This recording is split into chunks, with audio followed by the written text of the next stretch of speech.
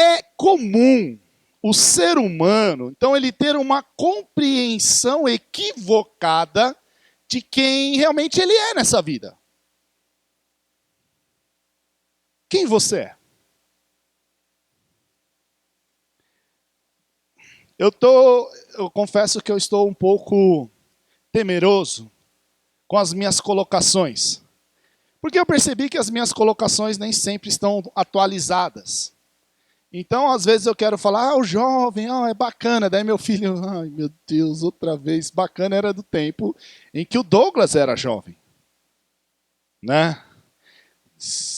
O Adalberto era tempo, e aí bicho, né? Era naquele tempo que era bem jovem. Mas, e aí eu ia falar assim, então, eu estou temeroso e quando eu falo assim, nós somos a última bolacha do pacote. Ainda está em atual? Não é mais atual? Qual que é, Ailana? Ai, meu Deus do céu. Como que é hoje? Como você quer que você está se sentindo assim? A última bolachinha do pacote, não era isso? A mortadela, eu ia falar marca, não pode, Como que é? Alguém pode me ajudar? Como é se sentir? Se achando, mas se achando é do meu tempo. Tá bom. Você se acha? E o Severino fala assim, nunca me perdi para me achar, né? Tal. Mas eu sei que hoje está meio, né? Mas pense, você se acha?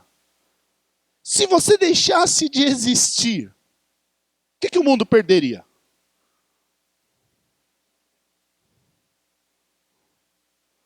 Se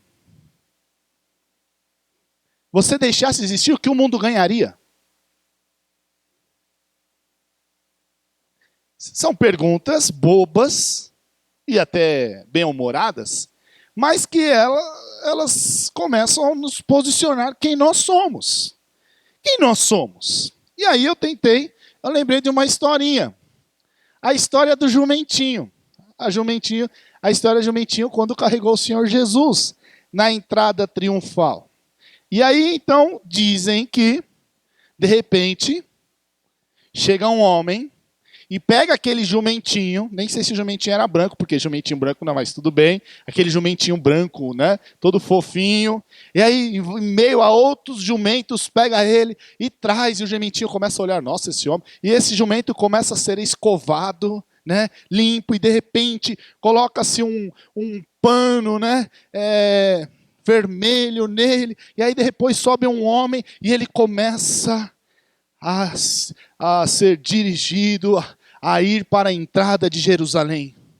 E as pessoas começam, Hosana, e aquele barulho, e ele olha para as pessoas, aquela alegria, e todo mundo olhando para o jumentinho, e o jumentinho começa a se sentir o quê? A última bolacha do pacote. E ele começa a falar assim, nossa, eu sou um jumentinho muito bonito, né? Eu sou o maior dos jumentinhos. Qual é o problema com essa história do jumentinho?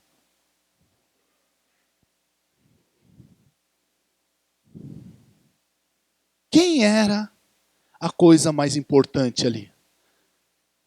O Senhor Jesus. Mas vai falar isso por jumentinho. Por quê? No pensamento dele, as pessoas estão olhando para quem? Para ele.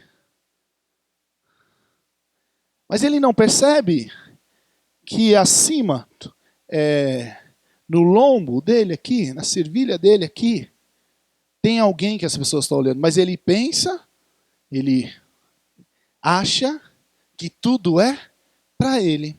Meus irmãos, a pergunta é bem simples. Você já se colocou na posição do jumentinho? Será que em alguns momentos, tanto eu quanto você, nós nos colocamos numa postura onde nós achamos, está todo mundo olhando para nós, eu sou, como que eu falei mesmo? A bolacha lá, e não tem nada a ver. E depois você percebe que, não, eles não estavam olhando para mim. eles não estavam realmente me achando. Eu não sou a pessoa mais importante. Isso, quando acontece, é bom, porque houve tempo e você percebeu. Mas o problema é quando vivemos toda uma vida achando que somos a última bolacha ou o jumentinho, você pode escolher. Entende isso? Baseado nisso, ou baseado nessa simples, chamando a sua atenção, todos estão prestando atenção agora, a gente vai falar hoje sobre quem é maior, a obra ou quem realiza a obra? Quem que é maior?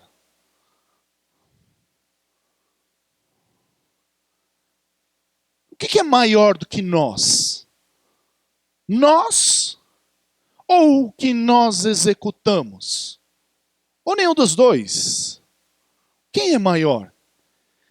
Para aqueles que estão anotando, hoje eu quero provar para vocês que a obra do Senhor Jesus é transcendente aos seus discípulos limitados e temporais. Eu quero mostrar que a obra do Senhor é algo que vão passar-se os discípulos, vão passar aqueles que executam as obras, e aí entenda o que eu vou dizer, vão passar os jumentinhos, mas a obra continua. Qual o problema em não entendermos isso? Vários problemas, eu vou trazer pelo menos 3. Vários problemas em não perceber que a obra do Senhor, ela transcende a nossa vida. Que ela transcende quem nós somos. Porque se nós não percebemos isso, nós podemos criar um sistema, uma hierarquização, e aí isso é mais importante do que aquilo, e aí você vai perceber o que é mais importante do que aquilo? A minha vida. Mas a pergunta bem simples, a nossa vida é mais importante que a obra?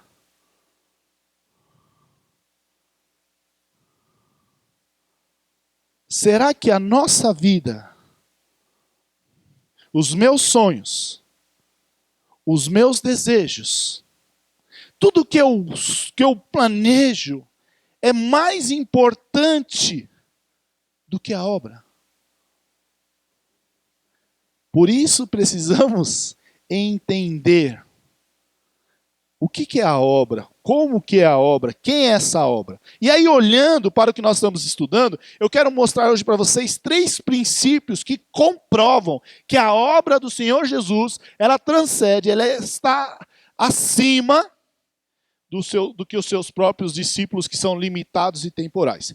Contudo, nós precisamos localizar esse texto, o que eu vou falar, dentro do que nós estamos estudando. Ou seja, o texto, aonde?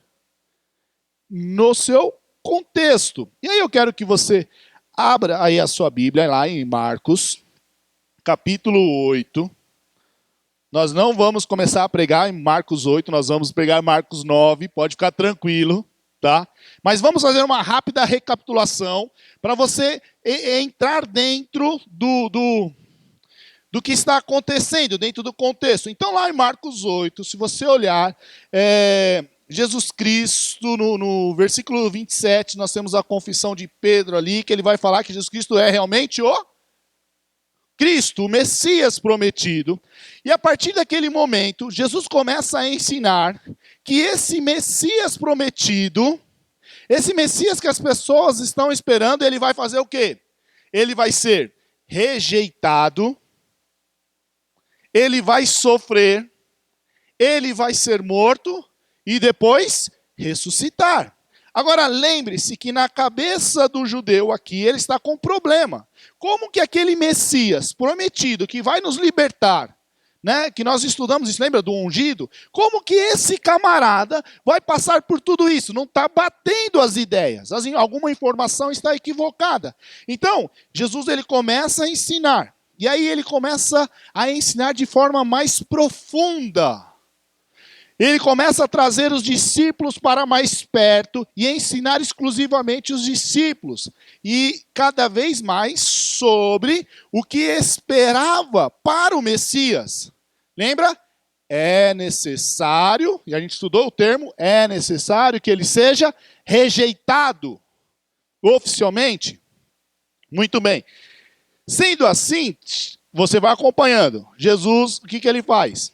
Ele pega 3 de seus discípulos, leva para um monte. E qual que era a dúvida mesmo deles? Como que pode um Messias, né, sofrer? E aí lá nesse monte, com 3 discípulos apenas, há transfiguração. E ali os discípulos, esses 3 discípulos, viram toda a majestade do Senhor Jesus para crer, para entender. Peraí, é o Messias, mas o Messias, isso mesmo, ele vai sofrer. Agora eles olham a majestade do Senhor Jesus. Quando eles descem ali o morro, né? É um monte, mas fica o morro para ficar mais nosso aqui, né? Quando eles descem, eles encontram os outros 9 discípulos fazendo o quê? Discutindo com os escribas, com os mestres da lei. Eles estavam discutindo o quê? Cadê o líder de vocês? Cadê o mestre de vocês? Porque vocês não conseguiram expulsar um demônio daquele menino. E provavelmente, pelos termos utilizados ali, aqueles escribas, eles estavam zombando dos discípulos. Na hora que Jesus chega, o que Jesus faz? Ele expulsa o demônio e mostra para os seus discípulos que eles não conseguiram expulsar aquele demônio, porque aquele tipo de demônio precisava do quê? Oração e jejum, ou seja, eles precisavam depender do Senhor, o poder do Senhor, porque os discípulos já estavam começando a achar que eles eram bons, eles tinham saído e eles tinham 2 em 2, eles tinham expulsado, feito curas. Olha só, eles já estavam achando que eles são os máximos. Jesus deixa bem claro, então, que a falha deles é que eles estavam confiando neles mesmos. Muito bem. No caminho ainda, eles vão para Cafarnaum. Jesus chama eles e no caminho eles discutiram entre eles. Sobre o que eles discutiram? Quem é o maior? E aí Jesus, chamando os 12, pega uma criança e mostra para eles o quê? Quem é o maior tem que ser o último, aquele que serve. E apresentam uma criança, que na criança era a condição do quê? Ninguém queria a criança ali por volta de 7 anos. Essa criança, ela não era nem considerada uma pessoa, porque ela não estudava a Torá. Então ela não era considerada, fala, você vai servir. Você vai estar servindo as pessoas, independentemente do que você pode ter ou não ter. Então, a ideia é que o maior é aquele que serve, mas que serve com uma motivação. E qual era a motivação? Como se fizesse para o Senhor. Tudo bem? Está entendendo aqui? A gente está seguindo na narrativa. De repente, agora a gente chega no nosso texto. Os discípulos ainda estão aqui e eles estão com dúvidas sobre o Messias, dúvidas como que pode ainda esse Messias que vai sofrer, esse Messias que é totalmente o contrário, vem falando tudo que é o contrário que nós esperamos até agora. E agora o texto começa partindo de João. Porque sempre, quem é o primeiro a falar? Quem? Pedro, né? Mas agora vai partir de João. Mas lembre-se, eles estão nesse contexto, os 12, Jesus ensinando, aprofundando para eles o que seria esse Messias. Agora, o que está na mente dele? Nós somos bons. Nós somos os representantes do Senhor. Quem será de nós que é o maior? Será que é Pedro? Não, será que é esses 3 que vocês não foram? Vocês ficaram aí, só nós 3 fomos. Então agora a gente chega ao nosso texto. E aí eu quero que você leia comigo novamente é Marcos capítulo 9, versículos 38 a 41. Acharam? E está escrito assim: Mestre. Percebam que João está aqui na condição de discípulo, mas principalmente nos ensina. Mestre, aqui é a ideia de rabino, de orientador. Mestre, disse João, vimos um homem expulsando demônios em teu nome e procuramos impedi-lo porque ele não era um dos nossos. E olha o que Jesus vai responder. Não os impeçam, disse Jesus. Ninguém que faça um milagre em meu nome pode falar mal de mim logo em seguida. Pois quem não é contra nós está a nosso favor. E eu lhes digo a verdade. Quem lhes der um copo de água em meu nome, por vocês pertencerem a Cristo, de modo nenhum perderá a sua recompensa. Então, agora nós temos aqui João buscando entender como que uma pessoa que não quis seguir ou ficar, a tradução serve para os dois ali, seguir ou ficar com o grupo dos discípulos, pode estar executando milagres e ainda falar isso em nome do Senhor Jesus. Falar que é do Senhor Jesus. Então os discípulos aqui, talvez a ignorância mesmo, esteja no fato de eles acreditarem que eles eram os únicos que poderiam executar a obra do Senhor Jesus. Jesus ensina para eles que a obra é maior que os próprios discípulos que a realizam. Então, como eu disse, três princípios. O nosso primeiro é o quê? Existem outros realizando a obra de Jesus. Quando olhamos para o versículo 38, e aí o João disse lá, mestre, vimos um homem expulsando demônios em teu nome e procuramos impedi-lo, porque ele não era um dos nossos. E aí você deve buscar fazer a seguinte pergunta: qual a motivação de João em perguntar isso para Jesus naquela roda? Lembra quantos que estavam na roda? Ele estava ensinando quem? Os 12, só os 12, lembra? Algo aprofundado. Por que João pergunta aquilo àquela hora? Naquele momento? Depois de Jesus já ter falado, com vocês não deve ser assim. Quem deve ser o maior é o último. Serve como se servisse essa criança. Então, Jesus tinha ensinado que eles deveriam ser diferentes. Que a motivação deveria servir ao Senhor. E só ao Senhor. E que quando você fazia disso, quando você fazia com essa motivação, logo você está sendo identificado como discípulo. Daí João fala, peraí, mas levantou a mão, Senhor, tem uma pergunta. Não é? Nós vimos um homem que estava expulsando o demônio, só que é o seguinte, ele não quis vir com a gente. Que é como eu disse, é ouvir, ou seguir, ou ficar. A tradução dá para os dois. E nós tentamos impedi-lo, né? Como que o senhor está falando que quem faz com a motivação, mas ele está falando o seu nome, ele é discípulo, ele não é? Agora embaralhou mais a mente aqui. Temos um homem, então, que não faz parte desse grupo, mas que está fazendo as coisas do Senhor. Como que pode isso? É isso que João está questionando. Interessante, e agora só fazendo assim um comparativo, que aqueles homens, eles estão vindo do quê? De um fracasso. Qual foi o fracasso deles? Não conseguir expulsar o demônio, não é isso? E João fala, e nós temos um homem que ele está tendo sucesso, porque o texto diz que ele expulsa lá. Vimos um homem expulsando demônios em teu nome. Ou seja, expulsando, estava realizando, estava tendo sucesso. Como que pode isso? Os discípulos, né?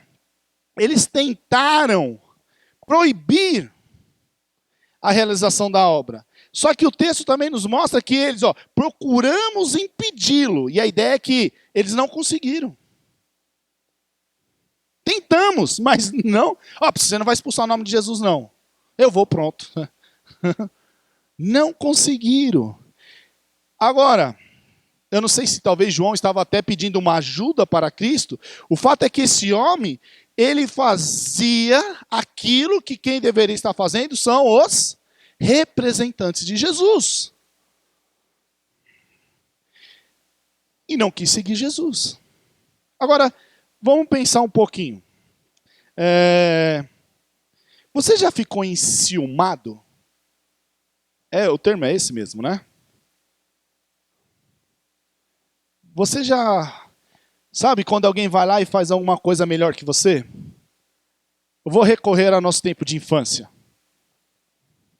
Você vai lá e faz aquele cartaz com giz de cera, todo bonitinho, e entrega para o professor. Tá legal, professor, aqui é tudo dobrado, tá? Mas e aí sempre chega aquele aluno bonitinho, cheirosinho, com trabalho no saquinho, bonitinho. O que você sente?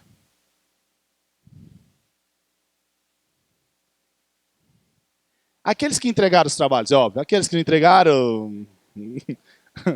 Mas você fica assim, rapaz, esse miserável, né? Não foi um bom exemplo, né? Eu vou melhorar. Se não vir ninguém, não tem falta. Daí fala, eu vou vir. O que você sente por esse rapaz? Melhorou a ilustração agora? Eu acho que era mais ou menos isso que estava acontecendo com João. Entende o que eu quero dizer? Ele olha para o que está acontecendo. Peraí, nós somos discípulos, nós estamos aqui, o senhor está me explicando sobre coisas profundas e de repente tem um camarada que está executando a obra e eu não consegui fazer. Apesar que não foi João que falhou, porque João estava no monte. Então eles estavam cobrando um vínculo pessoal desse homem com Jesus. Como assim? Ele está falando que está fazendo algo pelo Senhor, no nome do Senhor, mas ele não tem um vínculo. Agora, só para trazer à nossa memória alguns pontos. Quando aquele comandante romano, em Cafarnaum, ele acreditou no Senhor, ele tinha vínculo com Jesus? Não. Quando aquelas crianças no templo, quando a gente olha lá em Mateus 21, elas tinham vínculo com Jesus?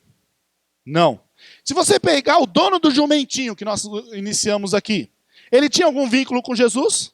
Mas provavelmente essas pessoas acreditavam, ou tinham ciência, ou até achavam que Jesus era um tipo de profeta, alguma coisa nesse sentido. Não necessariamente precisavam ter um vínculo. Não necessariamente precisavam ser um apoiador da causa de carteirinha. O fato é que muitas pessoas acreditavam que Jesus tinha poder para expulsar demônios. E era comum. Por que nós podemos dizer que era comum? Porque muitas pessoas traziam pessoas para serem os seus espíritos expulsos. Entendeu o que eu disse? Se você não acreditasse que Jesus tinha poder, ninguém levava. Não, vai levar, vai gastar tempo, vai perder tempo com isso, não vai dar certo, não é isso? Então, muitas pessoas acreditavam que Jesus tinha, sim, condições de expulsar demônios. Agora, isso não necessariamente faz com que a pessoa esteja vinculada ao Senhor Jesus. Eu vou tentar, de uma forma bem simples, explicar isso. Alguém já pediu para você orar por ela? Rogando ao Senhor Jesus? E essa pessoa fala assim, tá, muito bem, agora então você é crente. E a pessoa fala, não sou crente não, só quero que você, eu acredito que a sua oração, né, o seu Deus, o seu Jesus, ele pode executar qualquer coisa. Entendeu a diferença? Tá. Aqui não que seja o caso desse homem, mas podemos dizer que existem pessoas que trabalham para o benefício da obra e nem por isso realmente são discípulos, ou seja, aqui a ideia de representantes do Senhor Jesus. Entenderam o que eu disse? O que significa? Estou mostrando que a obra do Senhor, ela pode ser beneficiada por muitas e muitas pessoas que não são de Jesus. Agora, então o princípio, existe outros realizando a obra do Senhor. Ok, já entendemos o que significa. Segundo princípio, aqueles que realizam a obra não podem ir contra. Agora, por quê? Olha o versículo 39. Não os impeçam, disse Jesus. Ninguém que faça um milagre em meu nome pode falar mal de mim logo em seguida. Pois quem não é contra nós está a nosso favor. A lógica aqui desse texto é o quê? De que alguém que se utiliza do nome de Jesus para fazer um milagre não pode falar mal de Jesus. Mas o que está acontecendo? Vamos olhar para o cenário novamente. Muitas pessoas estão acreditando que Jesus é um profeta, mas Jesus está caminhando cada vez mais perto para Jerusalém, para o seu, onde vai acontecer ali todo o que ele disse, sofrimento, rejeição, morte. E ali as pessoas vão ter que ser contra Jesus. Sim ou não? Ele vai ser julgado. E as pessoas têm que ser contra Jesus. De forma enganosa ou não, influenciado ou não, mas vão ser contra. E Jesus está dizendo, ó, aquele que faz um milagre, né, no caso, expulsar o demônio, falando no meu nome, ele não pode falar mal? É uma lógica, é simples. É possível que o que Jesus falou aqui seja simplesmente um provérbio da época. Quem é por nós não é contra nós. E o contra nós aqui é falar coisas ruins, injúrias. O que Jesus está dizendo? Ó, não vamos nos preocupar com esses tipos de pessoas. Por quê? Porque eles não vão falar o quê? Contra nós. Os discípulos, eles não estão preocupados assim, nossa, que bom, as pessoas estão aceitando o Cristo, e essa era a ideia da obra, não é isso? As pessoas estão felizes, nós estamos vendo o nome do Senhor sendo pregado em todo lugar. Não, eles não estão preocupados com isso, eles estão preocupados com o quê? Está acontecendo a obra, e essas pessoas não são como nós, os discípulos. Então o que está em jogo? É a obra ou é eu? Quem é mais importante? A obra ou quem realiza a obra?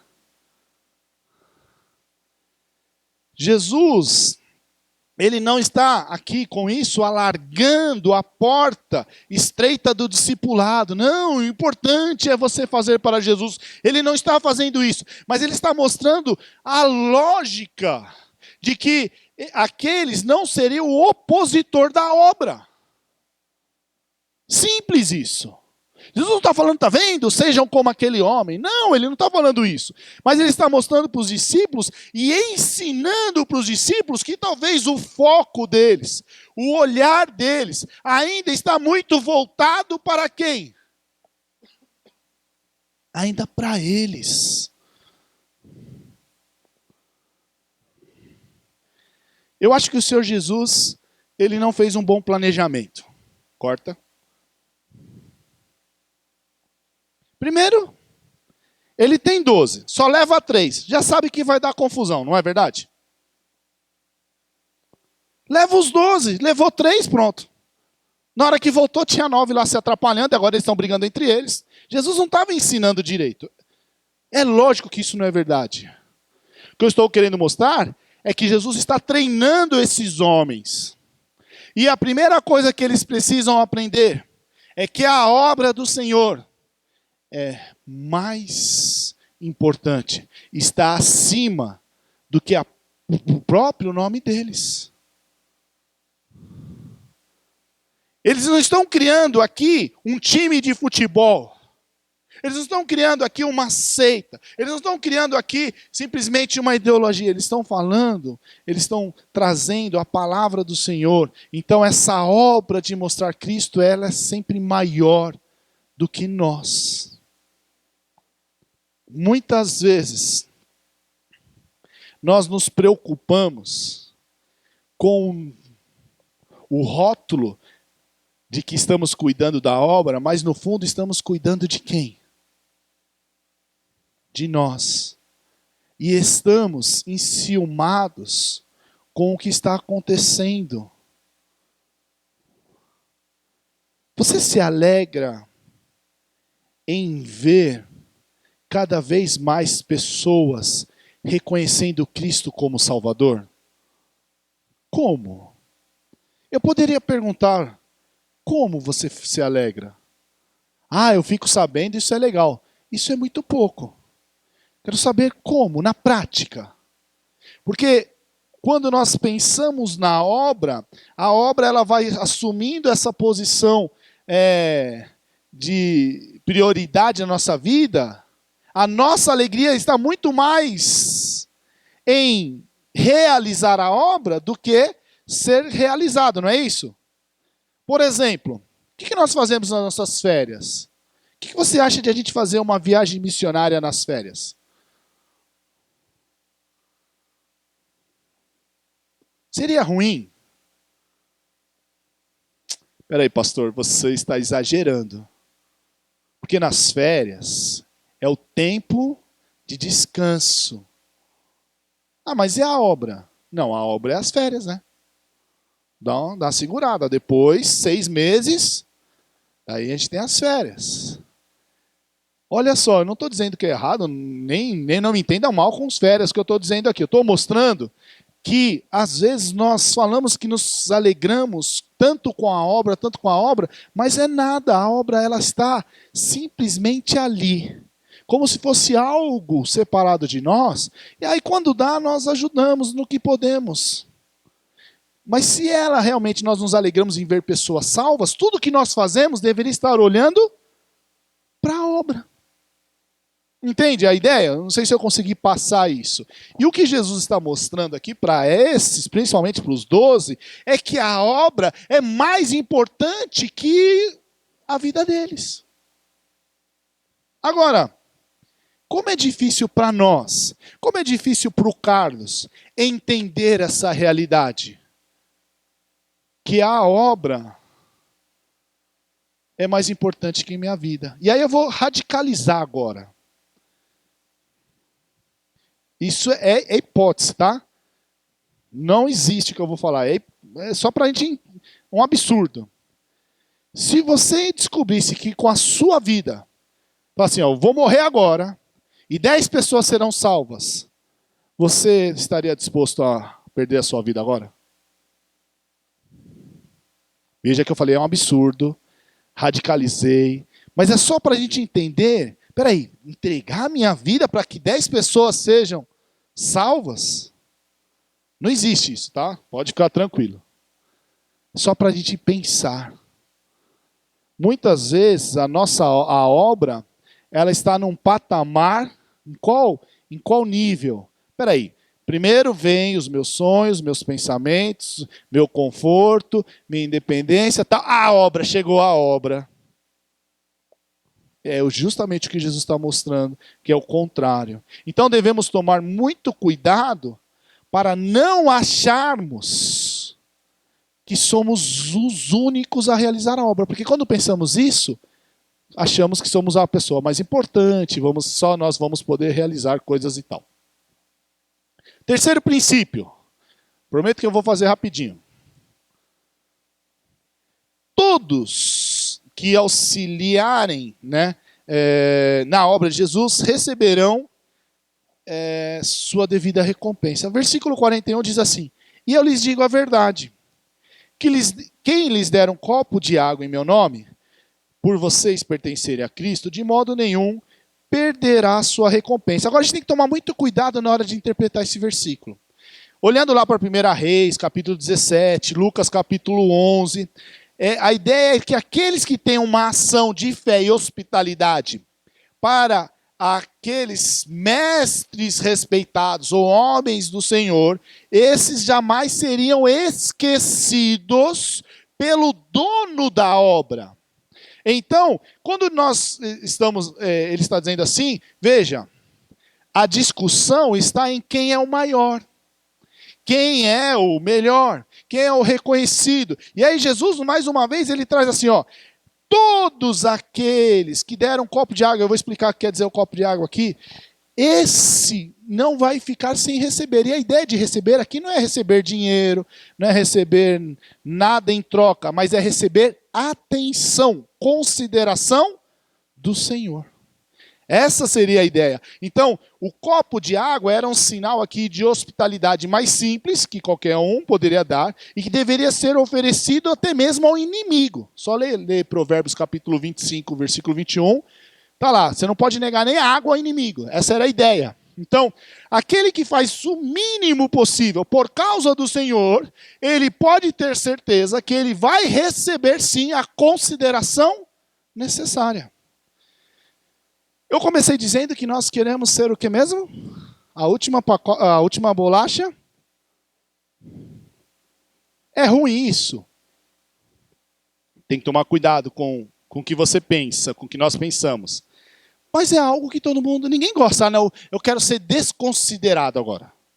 Tomara que eu chegue lá, ninguém olhe para mim, me rejeite, me fale mal de mim. Não, nós gostamos disso. E olha o que o texto está apresentando. Que essas pessoas que estão fazendo em nome do Senhor, elas vão receber o quê? A ideia é a consideração. Agora pense bem. Com quem nós mais queremos ser, nós queremos mais ser considerados? Pelo Senhor? Ou pelas pessoas ao nosso redor? Ou pelo nosso patrão? Ou pelos nossos alunos? Ou pelos nossos professores? Ou pelos... Entende o que está acontecendo? Jesus Cristo está trazendo um ensino tão forte para esses discípulos, que está dizendo, olha só, tome cuidado. Porque quem faz para o Senhor, significa que o Senhor está olhando para essa pessoa. E aquilo que tanto ele está buscando, que eles estão falando, essas pessoas estão recebendo. Então, Jesus diz que quem ajudar os seus discípulos por causa dele, por causa de Cristo, não ficará sem recompensa, e essa ação em prol da obra faz com que ele seja notado pelo Senhor. Como eu disse, nós queremos ser notados. Mas por quem? E ser notado pelo Senhor é o grande privilégio. E só tem uma forma de ser notado pelo Senhor. Quando? Como? Quando entendemos a obra. Agora eu pergunto. O que é maior? A obra ou quem realiza a obra? Entenderam? Os discípulos estavam aprendendo que a obra de Cristo não era exclusiva deles. Então eles não deveriam se achar. Mas ao passo que o Senhor está ensinando, que quanto mais nós realizamos a obra, mais nós seremos notados. Por quem? Pelo Senhor. E aí eu tenho que concluir da seguinte forma. Na sua vida, quem é maior? A obra ou você? Para você, e não adianta eu falar para nós, tem que ser para você. Eu estou falando para o Carlos, a Lúcia está falando para a Lúcia, a Priscila para a Pri. Quem é maior? Então, na vida do Carlos, a obra ou o Carlos? Existem muitas pessoas trabalhando, executando a obra do Senhor. Isso deveria me trazer alegria. Por quê? Porque quando eu vejo a obra sendo realizada. Agora, se eu invejo, ou se eu simplesmente não estou tão preocupado, mostra que o que é maior na minha vida? Os meus sonhos. E para terminar, o que vai ficar? O que nós vamos levar? O que vai perdurar após a nossa morte? Nós ou a obra? No céu ninguém vai evangelizar, não é isso que eu estou mostrando. Eu quero mostrar, estou trazendo para vocês que tudo que você fizer agora, isso vai perdurar aonde? Vai trazer resultados aonde? Entende? Agora, se você conquistar a sua vida, um bom emprego, conseguir ir lá na Disney, se puder me levar, me chame. Se você conseguir ter um bom carro, tudo que você... Isso, na hora que você se encontrar com o seu Criador, acontece o quê? Acaba. Mas o resultado da obra, a recompensa de ter realizado a obra, não acaba. Entenderam a ideia? E o que os discípulos precisavam aprender, então, eles não são o último pacotinho da bolacha. Só para ver se você estava esperto. Que tinha uns dormindo, eu falei, deixa eu ver se eles estão. Eles não são a última bolacha do pacotinho. Eles precisavam entender que a obra era maior do que eles. E para nós, a obra é maior do que a nossa vida? Algo que a gente precisa responder.